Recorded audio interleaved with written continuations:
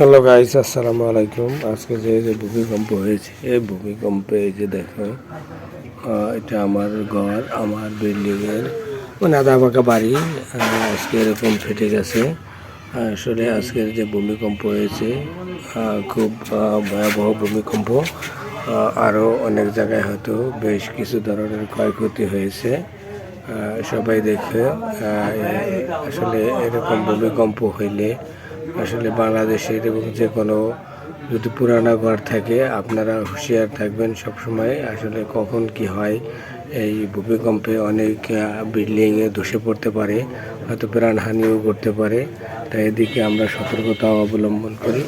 আমার বিল্ডিংয়ের অনেকখানি ফেটে গেছে, সব কিছু এই যে দেখাইলাম, দেখেন না।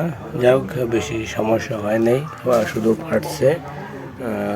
সবাই একটু সতর্ক থাকি যখন ভূমিকম্প হয়, যাদের বিল্ডিং তারা একটু সতর্কতা অবলম্বন করি। ওকে, বাই বাই।